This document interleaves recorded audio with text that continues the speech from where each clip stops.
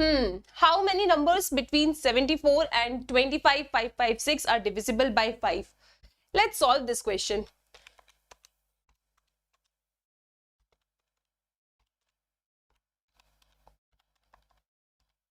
अरे मैम कर क्या रहे हो? आंसर लेकर आ रही हूँ. 5097 is the answer.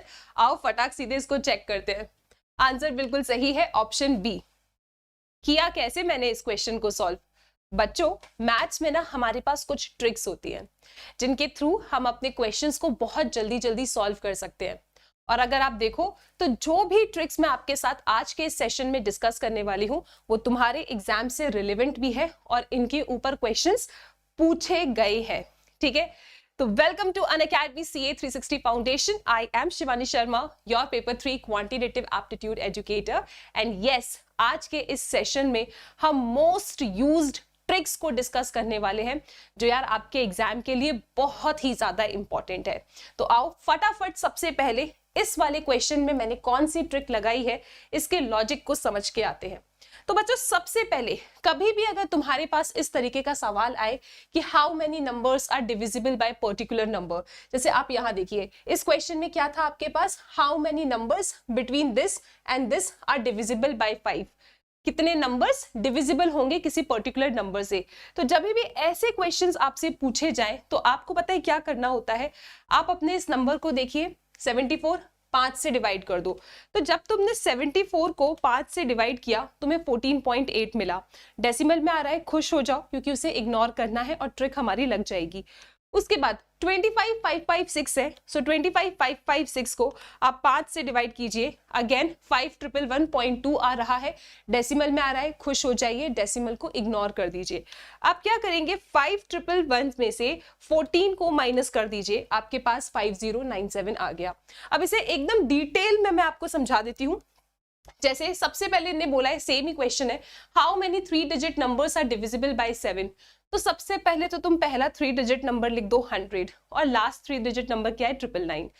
Divisible by 7 बोला है, 100 को 7 से डिवाइड कीजिए, डेसिमल में आ रहा है. 999 को 7 से डिवाइड कीजिए, डेसिमल में आ रहा है. अगर डेसिमल में आ रहा है तो ये ट्रिक आपकी एप्लीकेबल है, आप क्वेश्चन को सॉल्व कर पाओगे. फिर आप बड़े वाले नंबर में से छोटे वाले नंबर को सब्ट्रैक्ट कर दीजिए, तो इतने नंबर्स होंगे आपके जो 3 डिजिट नंबर्स होंगे और 7 से डिविजिबल होंगे. तो यहाँ पे कीवर्ड क्या है, यहाँ पे कीवर्ड है, कभी भी अगर तुमसे इस तरीके से पूछा जाए कि कितने नंबर्स आपके डिविजिबल होंगे किसी पर्टिकुलर नंबर से, तो आपने क्या करना है, पहला नंबर लीजिए, उस नंबर से डिवाइड कीजिए, दूसरा नंबर लीजिए, उस नंबर से डिवाइड कीजिए, डेसिमल में आ रहा है, ट्रिक लग जाएगी, डेसिमल को इग्नोर करके बड़े नंबर में से छोटे नंबर को सब्ट्रैक्ट कर दो, आंसर तुम्हारे पास आ जाएगा. अब इसके बाद नेक्स्ट ट्रिक को डिस्कस करते हैं. बेटा जी, ये क्वेश्चन आपने अपने प्रोबेबिलिटी में बहुत बार देखा होगा और हर बार इस पे सवाल पूछा जाता है. The chance of getting a sum of 10 in a two throw of a dice. तो two throw of a dice की बात कर रहे हैं ये लोग कि अगर मैंने 2 डाइस को फेंका तो मुझे सम 10 मिल जाए, इसकी क्या प्रोबेबिलिटी है.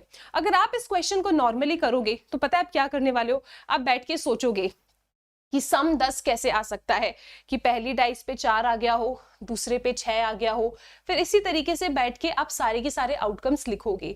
ठीक है, लेकिन हम क्या कर सकते हैं ना, आउटकम्स लिखने की जरूरत नहीं है, हम एक ट्रिक लगा के ऐसे टाइप के क्वेश्चंस को जल्दी से उड़ा सकते हैं. अब वो ट्रिक क्या है, ट्रिक कहती है कि इस तरीके से आप नंबर लिख लीजिए 2, 3, 4, 5, 6, 7, 8, 9, 10, 11, 12 और उसके बाद यहाँ पे इस तरीके से आप ये जो भी नंबर है उससे एक कम लिखिए, ये जो भी नंबर है उससे एक कम, 4 है तो यहाँ 3 लिखिए, 5 है तो यहाँ पे 4 लिखिए, 6 है तो यहाँ पे 5 लिखिए और 7 लिखा है तो यहाँ पे 6 लिखिए. बेसिकली ये रिप्रेजेंट करता है सम को और ये रिप्रेजेंट करता है नंबर ऑफ ऑब्जर्वेशंस को, ये रिप्रेजेंट करता है नंबर ऑफ ऑब्जर्वेशंस को. तो इन्हें क्या चाहिए था, सम 10. तो सम 10 वाले आपके पास कितने आउटकम आएंगे बेटा जी, 3 आएंगे. तो आप यहाँ पे क्या लिखेंगे 3 और 2 बार डाइस को फेंका है तो total possible outcome is 36. So 3/36 यानी कि 1/12. Option B will be the answer. कितना जल्दी कर लिया आप लोगों ने। इसी तरीके से अगर सम 3 पूछे तो कितना होगा 2/36, सम 8 पूछा तो कितना होगा 5/36, और आप फटाफट इस तरीके के क्वेश्चंस को उड़ा सकते हैं। अगर ये ट्रिक आपको बहुत मजेदार लगी तो बिल्कुल वीडियो को लाइक कर देंगे आप लोग। The answer is option B. इसके बाद नेक्स्ट ट्रिक की बात करते हैं, और इसके ऊपर भी तुम्हारे एग्जाम में क्वेश्चन पूछा गया है। Ratio between the sum of n terms of 2 APs। मेरे पास 2 APs हैं, उनके n टर्म्स का सम मुझे गिवन है, मुझे किसी पर्टिकुलर टर्म का रेशियो चाहिए।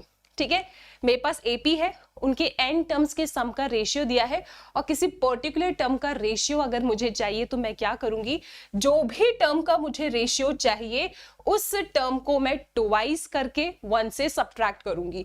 सो 2 × 11 - 1, और यहाँ पे n की जगह उसे सब्स्टिट्यूट कर दूंगी। तो जैसे मैंने यहाँ पे लिख के दिखाया है 2 × 11 22, 22 - 1 is 21, so 7 × 21 + 1, 4 × 21 + 27। इसको सॉल्व किया, the answer is 148/111। Very simple. तो अगर सम का रेशियो दिया है, किसी टर्म का रेशियो चाहिए, तो जो भी टर्म का रेशियो चाहिए उसका हमेशा ट्वाइस करके 1 से सब्ट्रैक्ट कीजिए। जो भी आएगा उसे यहाँ पे n की जगह पे रिप्लेस करना है। तो this is the trick, very important. अब इस ट्रिक के ऊपर भी आपके पास्ट एग्जामिनेशन में क्वेश्चन पूछा गया है। जैसे लिखा है ratio of sum of n terms of 2 APs is this. यहाँ पे आपको सम ऑफ 2 APs का रेशियो दिया है, sum of n terms of the 2 APs का रेशियो दिया है, और आपको इस पर्टिकुलर टर्म mth टर्म का रेशियो चाहिए।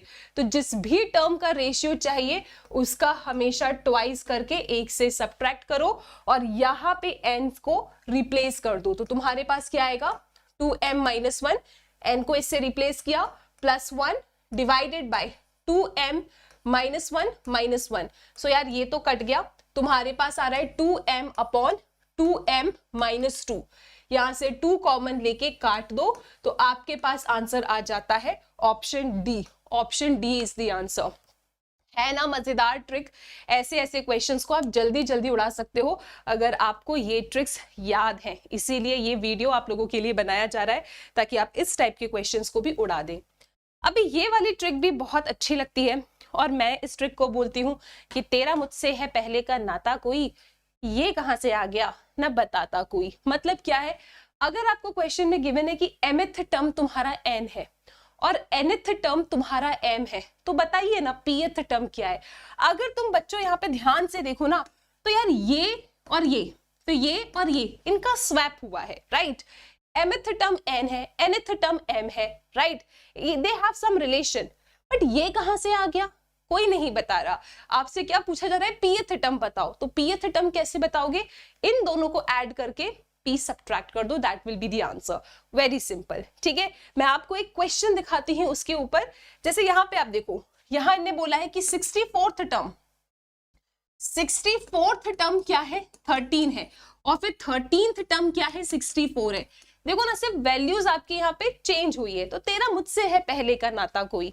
अब ये क्या पूछ रहे हैं 101, ए 101 क्या होगा, ये कहां से आ गया।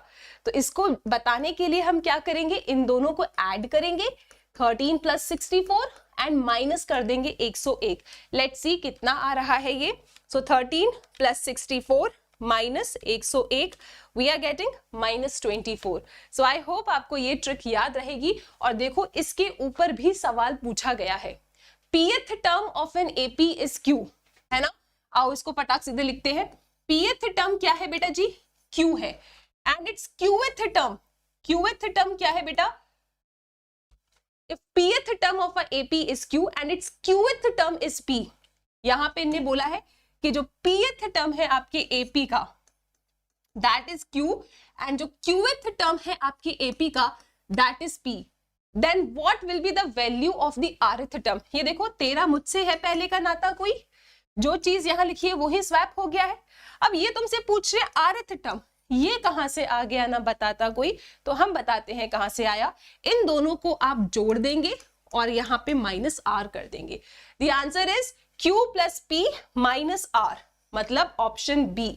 Option B is the answer. Now see यार, ये क्वेश्चन आपके एग्जाम में आया था, अगर तुम्हें ये ट्रिक पता है तो विद इन सेकेंड तुम क्वेश्चंस को सॉल्व कर पाओगे। अब इसके बाद लिमिट्स के ट्रिक पे आते हैं। नाउ ये भी इंपॉर्टेंट है, यहां पे इस क्वेश्चन को भी पता है, मैं आपको जल्दी से इसका आंसर बता सकती हूँ बिना कुछ करे। ये तो मैं आपके लिए लिख रही हूं, अदरवाइज आंसर तो मेरा आ गया है बेटा। The answer is e की पावर 7, ऑप्शन ए।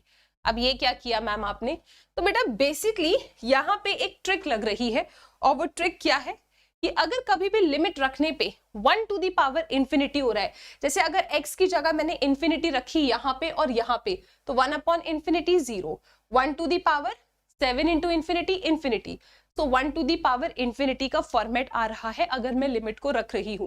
तो ऐसे क्वेश्चंस को सॉल्व करने के लिए हम क्या करते हैं, हम एक अपने ई को बुलाते हैं, ठीक है, और यहाँ पे लिखते हैं ई लिमिट x टेंड्स टू, जो भी आपकी लिमिट है, आपका जो ये फंक्शन है इस फंक्शन को आप नीचे लेकर आते हैं, जैसे मैं इस फंक्शन को नीचे लेकर आ गई और इस वाले f ऑफ x में से 1 सब्ट्रैक्ट करते हैं। मैं आपको लिख के दिखाती हूँ। ये जैसे यहाँ पे आपसे बोला जा रहा है इस तरीके से, मैंने कहा यार 1 to the power infinity check कर लिया, आप एक ई को बुलाएंगे, फिर आप यहाँ लिखेंगे limit x tends to infinity, ये तुम्हारा जंप करके आगे आ जाएगा और इस वाले फंक्शन में से हमेशा एक सब्ट्रैक्ट करना है, ठीक है। इससे क्या होगा, +1 -1 कट गया, x से x कट गया, कांस्टेंट टर्म में कोई लिमिट लगाओगे नहीं, द आंसर इज e की पावर 7।